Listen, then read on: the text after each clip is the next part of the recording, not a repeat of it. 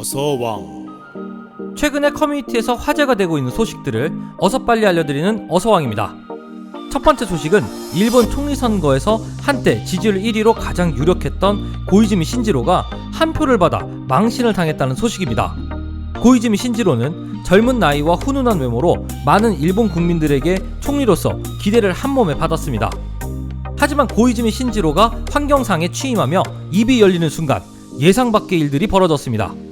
2019년 미국 뉴욕에서 열린 UN 총회에서 기후변화 대책에 대해서 질문을 받자 기후변화 같은 큰 문제를 다룰 때는 즐거워져야 하고 멋져야 하고 섹시해야 한다고 말했습니다. 그러면서 펀쿨 색자라는 별명이 붙으며 많은 이들의 놀림거리가 되었는데요. 이후로도 고이즈미는 실망시키지 않고 말장난 같은 발언들을 이어갔습니다. 경기가 좋아지면 반드시 불경기에서 벗어날 수 있습니다.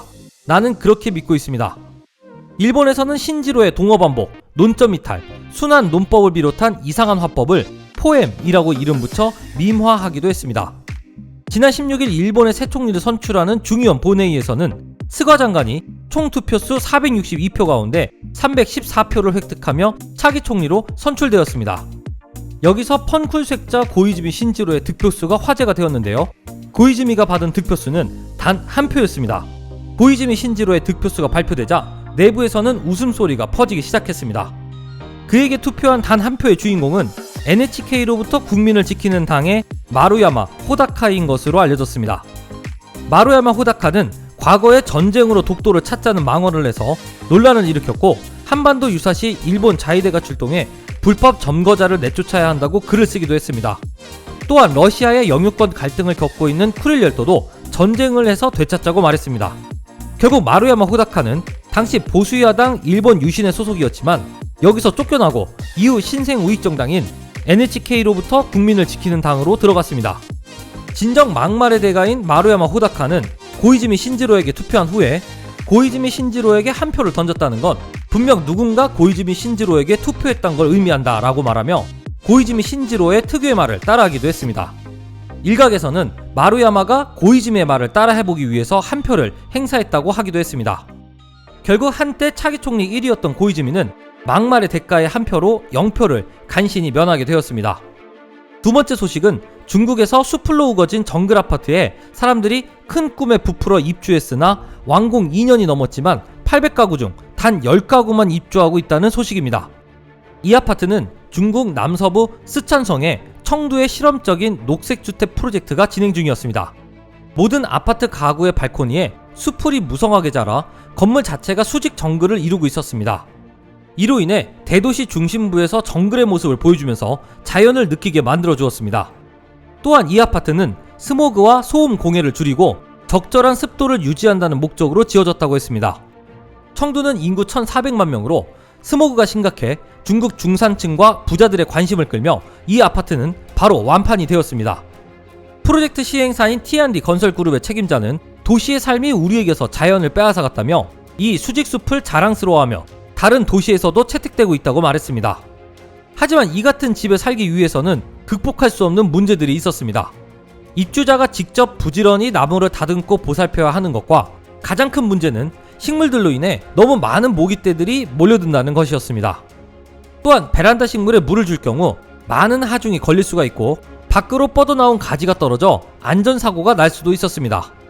결국 대부분의 입주자들이 들어오는 것을 포기하며 도심 속의 숲으로 우거진 정글 아파트가 아닌 그저 도심 속 정글이 되어버렸습니다. 이를 본 우리 네티즌들은 차이나는 뭐래도 차이나는구만, 중국스럽다 등의 반응을 보였습니다. 세 번째는 리투아니아에 한국 김공장이 생겨 놀라움을 주고 있다는 소식입니다. 유럽 중에서도 우리에게 이름이 낯선 리투아니아에 김공장이 생겼습니다. 올해 초 한 한국 네티즌은 리투아니아의 빌뉴스 대형 슈퍼마켓에 수북히 쌓여져 있는 한국 김을 찍어서 올렸는데요. 당시 유럽의 변방으로 여겨지는 발트 3국 리투아니아에서 한국산 김 제품이 대량으로 슈퍼마켓 공간을 차지하고 있어서 놀랍다고 했습니다. 지난해 한국의 광천김이 리투아니아뿐만 아니라 유럽 전체 시장을 노리고 리투아니아에 공장을 세운다는 소식이 알려졌었는데요. 그런데 올 초 코로나 바이러스가 유행하면서 공장 개장이 어려운 상황이 되었지만 그 중에서도 한국에서 가져온 포장기계와 장치들이 조립되어 드디어 지난 5월부터 김 제품이 생산돼 판매되고 있다는 것이었습니다. 현지에서는 고소하고 짭짤한 광천김을 먹고서 굉장히 좋은 반응을 보이고 있다고 합니다. 관계자에 따르면 유럽 전체 김 제품의 시장 규모는 1,000억 원 정도라고 했습니다. 광천김을 유럽에까지 수출하는 광천별식품은 지난 2006년 11월에 설립되어 김 특산물의 고향인 충남 광천에 위치하고 있습니다. 30년 전통의 조미김 노하우로 김 본연의 맛을 살리기 위해 노력하는 맛김 전문 제조업체로 그 맛을 세계에서 인정받고 있습니다. 국내에서 최고로 인정받으며 2009년 12월 대만, 2010년 3월 중국, 2012년 1월 미국, 그리고 금년에 이탈리아로까지 수출에 성공했습니다. 현재 김을 상업적으로 생산하는 나라는 한국, 중국, 일본 뿐인 것으로 알려졌는데요. 그 중에서 최고로 꼽히는 한국김은 최근 중국에서 큰 인기를 끄는 동시에 미국과 유럽, 동남아시아에서도 찾는 사람들이 늘고 있습니다. 과거 미국, 유럽에서는 김을 블랙페이퍼라 부르며 혐오식품처럼 여겼으나 지금은 감자칩을 대체할 수 있는 웰빙 건강 스낵으로 변하고 있습니다. 우리나라는 재작년 3천억 원치를 수출하며 10년 만에 5배 늘어난 수치를 보여줬습니다. 이러한 한국김의 인기에 우리나라는 김을 스낵으로 만들고 맥주 등 각종 술의 안주로 소비하도록 하는 등의 홍보를 통해 2024년까지 김 수출액을 10억 달러 수준으로 끌어올릴 계획을 세우고 있습니다. 네 번째는 미국에서 정신병 전과자가 IQ 160이라고 속이고 정자를 기증해 36명의 아이의 아빠가 되었다는 충격적인 소식입니다. 지난 13일 미국의 한 40대 남성 크리스 아젤레스는 자신의 조현병력을 숨기고 대학생 시절부터 10여 년 동안 정자를 기증했다고 한 인터넷 방송에서 털어놓았습니다. 당시 23살이던 아젤레스는 친구가 구해온 한 신문 광고에서 정자 기증자를 모집한다는 은행의 광고를 보았다고 했는데요. 음식점 아르바이트 등을 하던 그는 정자은행이 고수익을 올릴 절호의 기회라고 판단했다고 했습니다. 그는 돈을 벌기 위해 한때는 매주 2차례나 정자를 기증할 정도로 열정적이었습니다. 아젤레스는 자기가 IQ 160에 이공계 학사와 석사 학위를 갖고 있으며 박사 학위는 취득 중이며 4개 국어가 가능하다고 속여 이른바 정자은행에서의 몸값을 높이기도 했습니다. 실제로 그는 일주일에 2번 정자를 기증하면서 한 달 평균 1,500달러를 벌었습니다. 이렇게 아젤레스의 정자로 자녀를 낳은 부부는 전 세계에 36쌍이 있었습니다. 하지만 아젤레스는 자신의 조현병력이 있었던 점과 강도 혐의로 징역 8개월을 살았던 일들은 모두 숨겼습니다. 이 같은 사실은 2014년 자이텍스 정자은행이 아젤레스의 이름이 적힌 업무 관련 서류를 정자를 받은 가족들에게 실수로 보내면서 드러난 것으로 알려졌습니다. 아젤레스로부터 정자를 기증받은 가족들은 호기심에 그의 이름과 이메일을 인터넷에서 검색했습니다. 그리고 그가 온라인에 남긴 댓글을 통해서 그가 대학원생이 아니며 모두 꾸며냈다는 사실을 알게 되었습니다.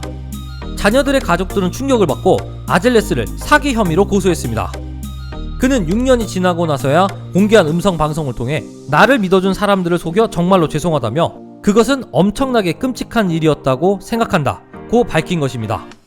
아젤레스는 태어난 아기들이 훗날 자신을 원망하지 않기를 바란다면서 언젠가는 전부는 아니더라도 일부는 만나보고 싶다고도 말했습니다. 그는 이렇게 뻔뻔하게 말했지만 그의 정자를 받은 가족들은 자신들의 자녀들이 정신질환에 걸릴 소인을 물려받지 않았을지 우려하고 있는 상황입니다. 지금까지 어서왕이었습니다.